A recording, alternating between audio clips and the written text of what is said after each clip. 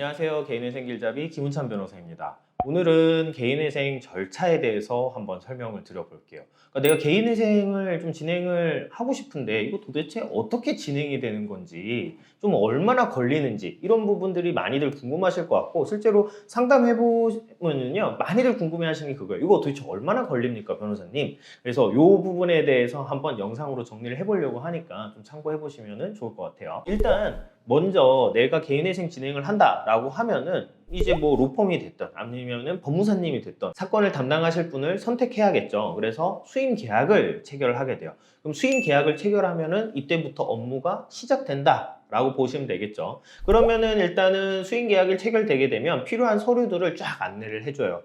그러면은 부채증명서 발급을 위한 신분증 등의 서류가 기본적으로 필요할 거고요. 그 다음에 소득이랑 재산을 소명하기 위한 각종 자료들이 일단 있어야 돼요. 이거는 원칙적으로는 의뢰인이 발급을 해서 저희한테 전달을 주셔야 되는 거기 때문에 요거를 전달을 주시면은 그때 이제 신청서를 작성을 하게 됩니다. 그러면 자료가 다 갖춰진 상태에서 신청서를 작성하는 거는 사실 금방 작성해요. 그래서 일주일이면 보통 작성을 한다라고 보시면 될 것 같고요. 정말 늦어져도 2주일이 넘어가지는 않아요. 그리고 급건이라면은 한 3일 만에도 작성을 할 수가 있어요.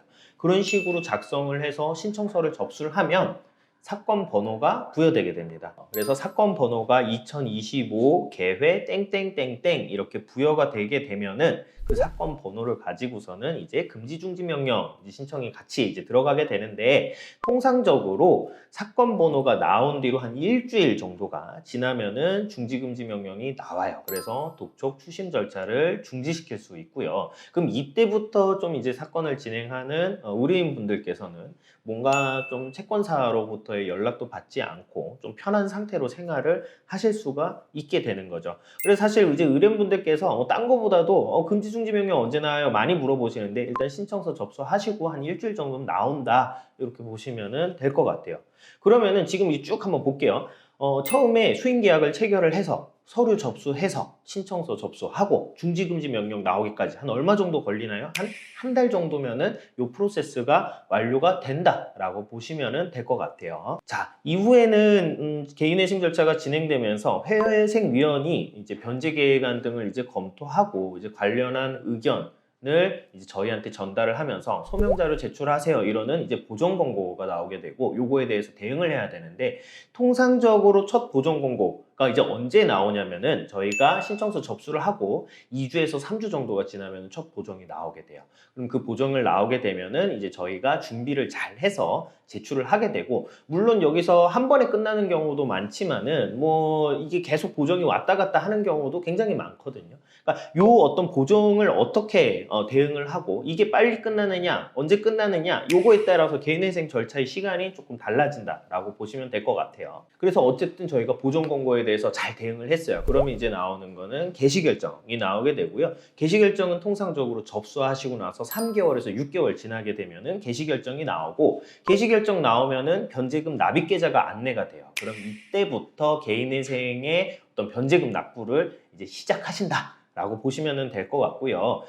이거 한번 다른 영상에서도 말씀드렸는데, 개시 결정 나면은 변제금 납부 시작하셔야 되기 때문에 금원을 잘 준비를 해 두셔야 됩니다.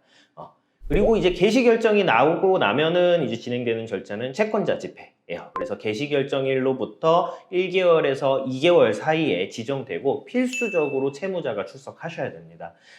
그 절차는 사실 10분에서 15분 내로 금방 끝나기 때문에 크게 부담이 있는 제도는 아니고요. 다만 요거를 이제 불출석하게 되면 개인회생 절차가 폐지되기 때문에 꼭 출석을 하셔야 됩니다.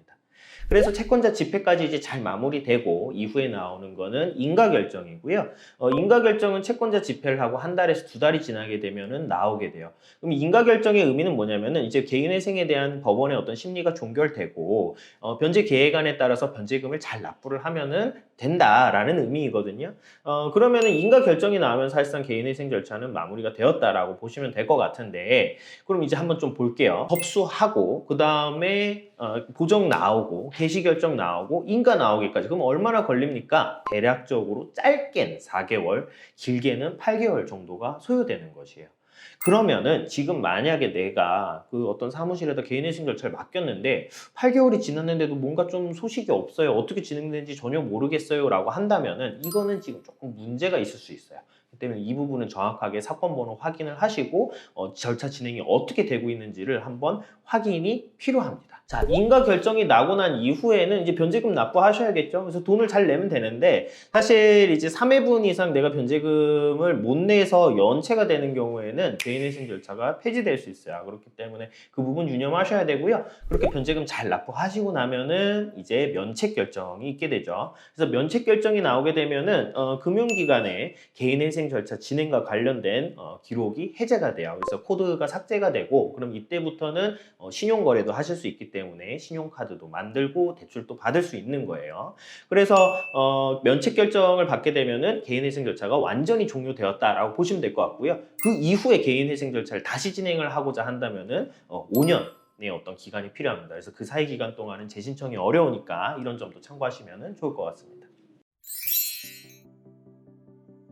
제가 말씀드린 어떤 그 기준 내에서 한번 내 절차 진행이 잘 되고 있는지 한번 판단을 해보시고요.